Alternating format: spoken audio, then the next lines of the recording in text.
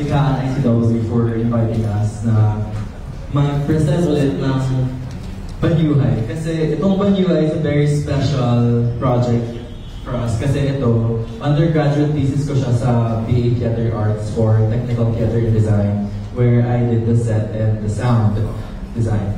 Tapos, si Daph, you will be seeing some of her costume today. Daph and Jika, if you're watching or anywhere, ayun, siya po gumawa ng costume along with my fellow thesis mates, Pia, Isabel Cruz, and Max Aragon, as well as Juan Miguel Gonia, na nag-act for this. Dinirect ko ito ni Missy Maramara, Raflesha Bravo, at Gerald Viola last semester, second semester. So, itong tatalakayan natin na dula na walang biro sa Banyuhay, isa siyang obra na mula sa inspirasyon na tuklasin ng mga temang malapit sa mga realidad ng Pilipino. Karaniwang Pilipino talaga. Ang manulat nito, si Imotis o Harvey Rebayan Sabiador, isa siya sa mga movers ng event ngayon, ay naghangad na ilapat ang nobelang The Metamorphosis ni Franz Kafka sa konteksto ng pakikibaka ng isang breadwinner sa pamilyang Pilipino. Sa original novela ni Franz Kafka, in-iterate na naging vermin siya, pero it was never really said kung ano talaga siya. Pero sa adaptation namin, ginawa namin siyang moth, gumo-gumo. Sa narratibo na to, hinugod mula sa mga karanasan ng mga nasa industriya ng call center. Si Gregor Samsa, sa original novela, traveling salesman siya. So parang siyang yung mga 2008 na nagtitinda ng encyclopedia. Pero dito naman, ginawa namin siyang call center agent. Lalo na sa mga kaibigan na parang ginawa ito nung manunulat for sa mga kaibigan niya na kinailangan umalis sa sining dahil sa pakikibaka sa hamon ng kapitalismo. Nais lang manunulat na ipakita na sa kabila ng kabaliwan at hirap ng buhay, lalo na para sa mga nasa mababang uri, mayroong pangangailangan at pagtanggap at paglaya imbes na pagsuko o pagtakas. Ang mga pakikibaka at pagbabago ng mga tauhan sa dala ay dapat na magdala ng resonansya sa ating mga manonood. Bilang salamin at iba na kinakailangan upang harapin ang mga pressure ng lipunan at mga personal na hamon. Tandaan po natin na sa bawat pagbabago ng kalagayan ay may pagbabanyuhay na matatanggap. Sana ay magbigay daan ito sa pagtanggap at pag-unawa. Sa harap ng kabaliwan ng buhay, kailangan nating ipaglaban ang ating pagkatao. Huwag matakot harapin ang hamon ng mundo, maging matatag at huwag magpapatalo. Sa tula na ito, makikita natin yung influence ni Kafka or Kafkaesque. Kasi when we talk about Kafkaesque, like surreal, absurdist. Pero, dito naman, pinapanatili ng manunulat ang kakaibang estilo ni Kafka habang inilalapit ito sa kulturang Pilipino. Magbibigay daan ito upang maipakita na kahit sa ating mga karaniwang karanasan, may mga bahagi ng Kafkaesque na nagiging bahagi ng mga normal na buhay. For example, tayo mga Pilipino, very much inclined naman tayo sa pop culture. Naalala ko ng isang gabi lang sa nanay ko, she messaged me, sabi niya, na mag-download ka nga ng mga movies ni Ding Dong Dantes at Antonitos noong 90s. So, I So, ayun, dito naman, makikita niyo si DJ or si Daniel Padilla. Pero, as a psyche or psychological aspect ng hallucination ni Greta, kasi isa siyang fangirl ni Daniel Padilla. Bilang isang hallucinasyon, siya ay nagre-representa ng bigat ng pasanin ni Greta na nagbibigay din sa krisis ng pagkakakilanlan at kalusugan ng pag-iisip. Sa pamamagitan ng lugar na Macabebe, Pampanga, makikita natin ang tibay at patuloy na pagkikibaka ng mga residente na parang sumasalamin sa mga hamon na dinaranas ng breadwinner sa isang pamilyang Pilipino. Ang tuloy-tuloy na laban ng bayan ng mga pagsubok sa kapaligiran at ekonomiya ay parang larawang diwa ng personal at kolektibong pakikibaka at ipinapakita na sa dula. Isang malaking hamon ang manatiling tapat sa original na tema ng Metamorphosis habang isinasaad nito sa kontekstong Pilipino. Pinag-iisipan ng manunulat ni Imotis na nagsisilbing sisidla ng mga kwento at karanasan ng iba, lalo na mga nasa mababang uri. Sa ganitong paraan, mas maiintindihan natin at mararamdaman ng mas maraming tao ang kwento na hindi lamang isang salamin ng buhay ng manunulat, kundi isang panawagan para mas malalim na pag-unawa at kalagayan ng ating lipunan. Maraming salamat po at sana itong showcase namin may magpakita ng panginilay-nilay para sa inyo. Salamat!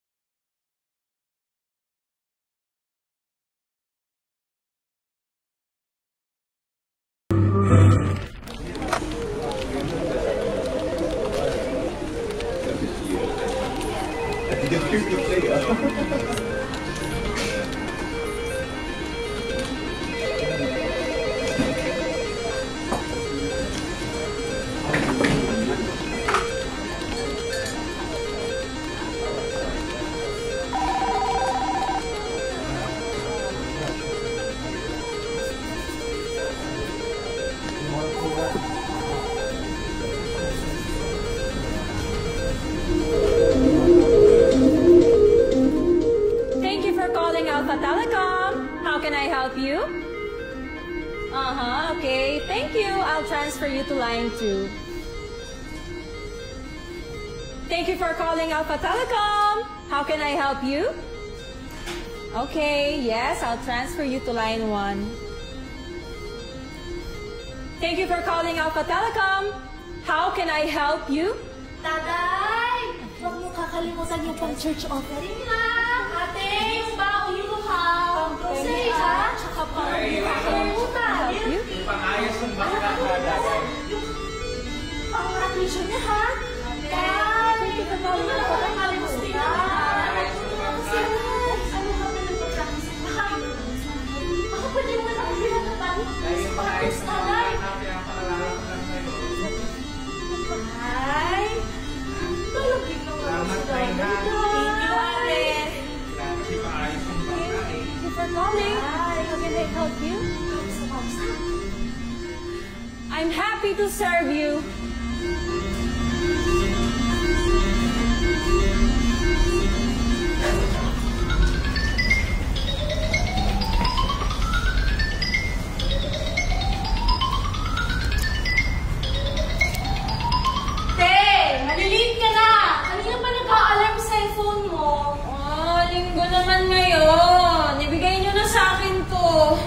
Mamaya na lang ako tutulog. Anting idlip lang. Daday! Alam mo, magkasikaso ka na, ha? Baka kung ano mo sabihin ng papa mo. Ay, inuman na yan ang gamot. Eh, huwag niyong hintayin ako ang makialam. Ipapatayin ko yan. Eh, mukhang uulan pa naman na kasi marami pang tatanggalin ng mama niyo. Peste naman eh. Eh, di patayin niyo na lang ako. Hangga, baka may sakit na. Buong araw na yan, Metod-Tod. Eh, anong petsa na tama na yan? Lunes na. Lunes? Anong oras na? Eh, yung sinampay. Pakibilisan. Bakit bababagal niyo kumuha? Hindi naman bata, di ba hangga? Sinabi lang naman sa balita na hindi pa papasok ang bagyo. Wala namang pakialam ang mga employers namin. Ang sasabihin lang ni TL, hala, sige, this is noted.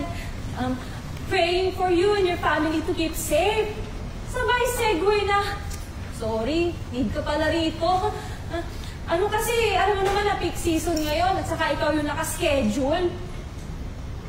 Bakit parang kasalanan ko pa? Noted for what? Ang lakas ng demand na mag-risk kami ng safety tapos wala namang HMO. Lakas ng loob na magbawas ang employees pero ganun-ganun na lang yun, ano? Oh, ano ba yan? Wala na lang. Wala na ako, ayoko na! Akin na yung hawak mo at tulungan mo yung papa mo. Akin ako pa. Hangga, di ba bawal ko magbuhat ng mabibigat? Paano? Pa isa-isa kayo kumuha, pinapahirapan ninyo sarili nyo eh. Eh, ano naman? Ang tagal ko na kaya mag-call center. Mahabang oras pa yung mga katrabaho mo naman yakis. At saka yung TL na sa akin isinisisi yung failed leadership skills niya.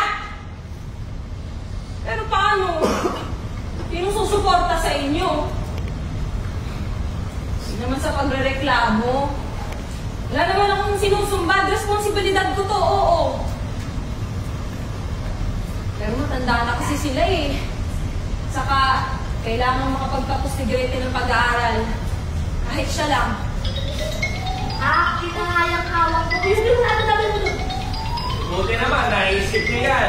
Rinding-rinding na ako sa alarm kanina pa. Lord, kahit hindi na matupad yung pangarap kong makita si DJ at makapagpa-picture sa kanya. Kahit maging sugar baby na lang, para easy. Sanay naman ako sa mga foreigner na sinisigawan ako, Lord. Te, alam mo kung ako lang masusunod, hayaan kitang magpahinga dyan at huwag na magtrabaho. Hindi alam pinilingin ka kalimaka. Eh, lamig-lamig nga. Kaya, umawag ka na, te. Mamaya kapag nalate ka, pilit ka pa ipagpapa-OP. Nahihirapan ako tanggalin to, saglit lang. Ano ba kasi? Bumawag ka kaya nga. Ay, nahihilo naman ako! Grete, sige, hindi ko tuturo sa'yo yung kitchen na Leslie! Puntahan mo ni. Saglit lang! Kaya ko na to! Lere! Ano ba? Kanina pa ko umulang si ate. Parang binabangungot, hindi ko talaga mag-isip. Hoy, kanina pa ako daldal ng daldal dito, ha? Pati ito, nakadikit sa katawan niya. Ayaw matanggal. Kaya ko na nga to. Aray ko naman! Ako ka tinawagan? Silto? Bakit ang ganda? Ma, kaya ko na to. Saglit lang. Magpapainit lang ang Sa dami nang nahihirapan magkaroon ng kung anong meron ka, eh wala kang karapatan at dahilan para hindi pumasok ngayon. Era ako paragulan ng ima para maging batugan. Ipasado alas 7:30 na ning bingi. Tikto na ha? Shit! Hindi ako pwedeng malate! Panigurado, kailangan na naman ngayong rush hour. Yung sweldo ko mababawasan na naman. Sigurado ako, yung credits ko para maglawa, ubos na. Bawal din ako magsiklim. Bakit? Shit! Bakit ang lamig ng tingin niyo sa akin? Sabi ko magpapainit lang ako, Peste! Grabe ka naman pa. Ito na nga, nagmamadali na nga, Aray, bakit parang nalalambot ako? Ang bigat sa pakiramdam. Uy, mamaya ka na magganyan! Kumuha ka ng pesticide! Bibis? May ganun pa tayo? Sali mo! Bibis ako kami! Hanapin mo yung pitaka ni Greta! Nandun po sa may bandang higaan. Kumuha na rin kayo ng pangatulo niyo mamaya. Tuyo na po ba to? Ha? Ba yan? Bakit hindi ko magamit yung kamay ko? Hindi ko mahawakan to! Ano na? Ano ba? Uy! Aray ko! Aray ko! Ano? Si ate pa rin yan! Hindi yan si tatay! Ako, tatay ko. Ma, kung kilala mo si ate, tingnan mo siya sa mata niya. Sa mata! Hindi ko rin alam. Hindi ko na alam. Hindi pwede to. Wala kang sakit. Kaya nga kayang daita, di ba? Magsalita ka, peste! Ma, hindi siya peste. Posibleng maging ganyan ang ate mo. Hindi pwede. Oo na. Papasok na po ako. Kaya ko naman, ibabangon na nga eh.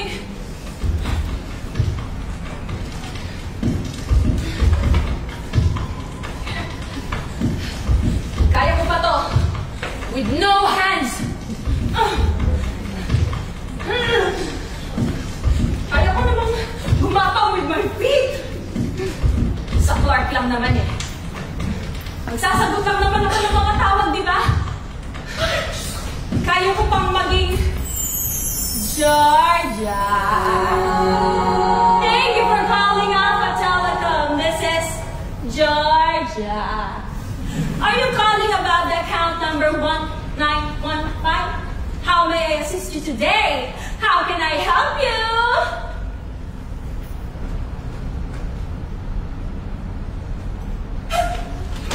Grabe naman! Di naman ako nangangagat eh! Wala naman yung tingin nila sa akin! Hindi. Natatakot lang sila. Baka nagulat lang sila. Nag-aalala lang ako kay Grete. Kasi baka patigilin na naman siya ni Papa ng pag-aaral. Kagaya nung tumigil siya sa pangingisda kasi hindi na daw niya matiis yung sakit niya.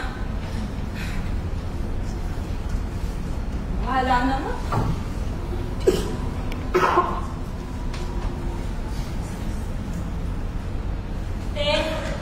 Paborito mo, kape? Pasensya na kung yan lang, naubos na kasi yung tinapay kaninang umaga.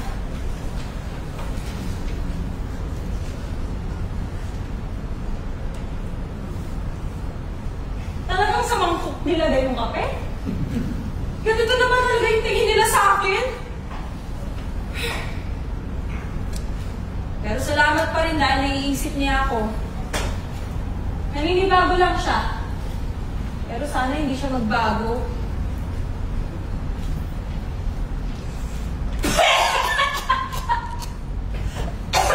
Kape ba to, Toyo? Sama naman ang lasa niya, kadin!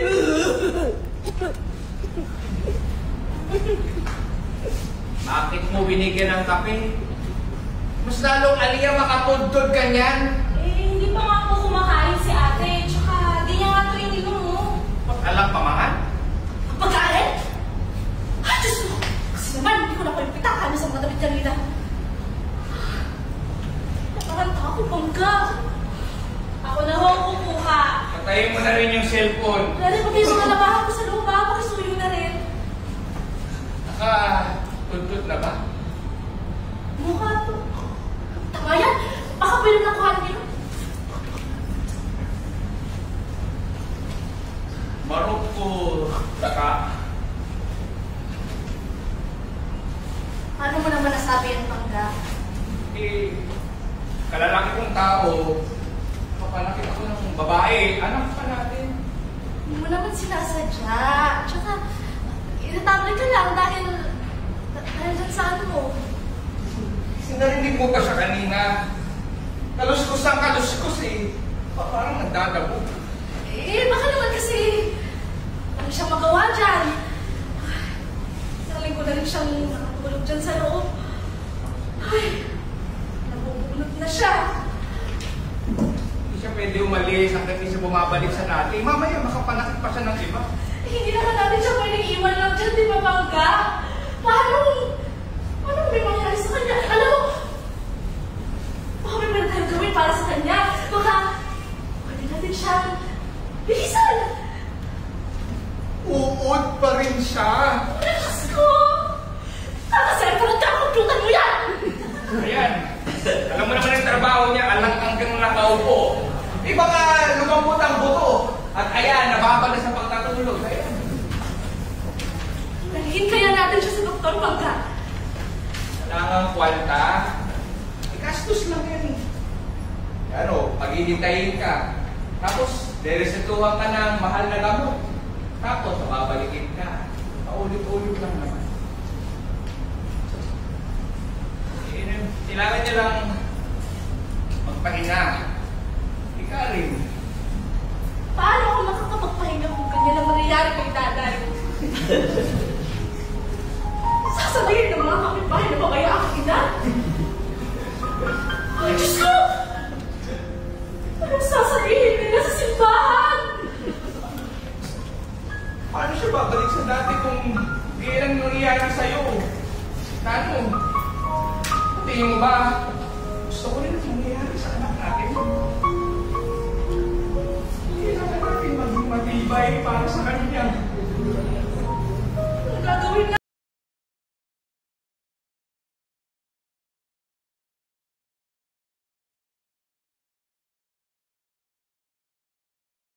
Ano ko? Hindi na bumalik si Daday.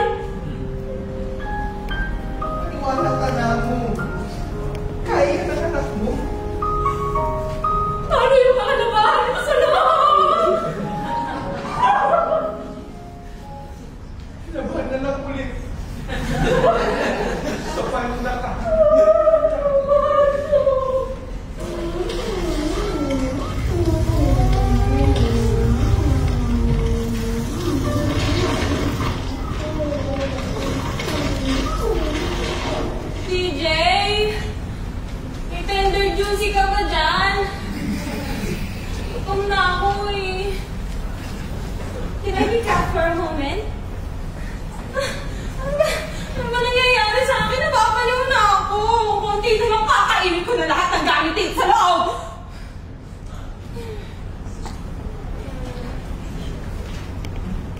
Ngayon ko lang napansin na karamihan pala ng mga gamit namin gawa sa lana.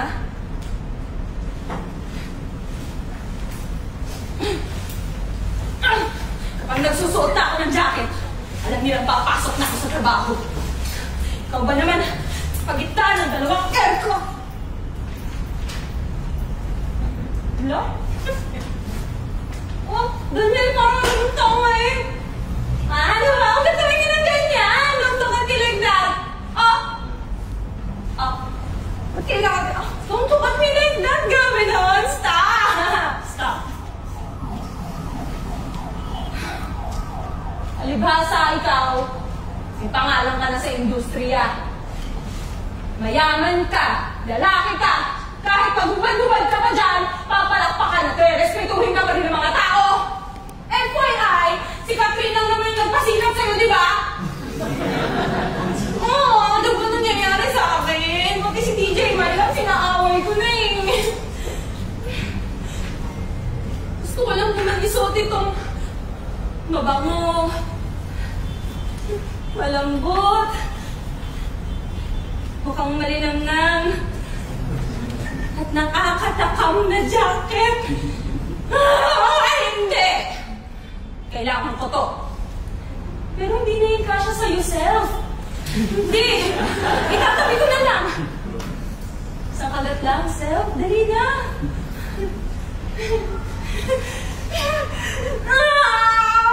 Honey! Pasensya ka na kung nalahidal ako.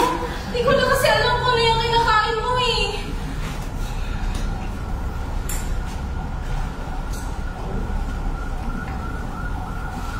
Ew! Mamasang-masang!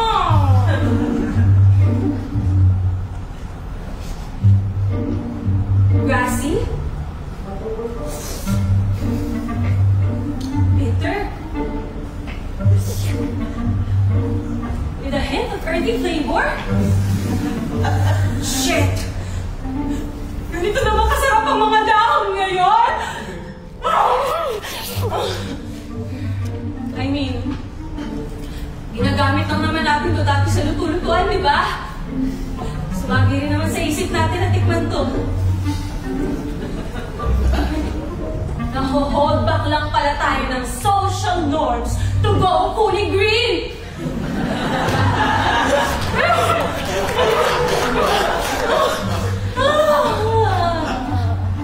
Grete! Minusog mo si ate! Thank you so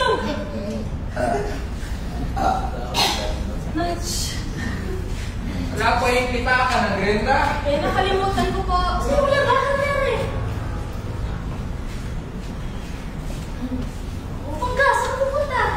Sama ako sa mga kaibigan kong mangingisda. Yung bangkang pinayos ni Grenda, gamitin na lang sa baka. Ay, paano yung atranas mo? Eh di! Tumuko! Eh kung isang matiking buto. Ikaw, ikaw! Iwan mo lang ako sa mayan? Eh ma, may pasok pa po ako. Tsaka hindi ka naman naano niya ni ate. Walang suspindi ng klase? Eh hindi pa po. Tsaka, una lang naman yan. Gabihin ka ba? Baka may daanan pa po ako. Ano gagawin mo? Kasama siya! Ma, wala po. Magpahinga po kayo, ha?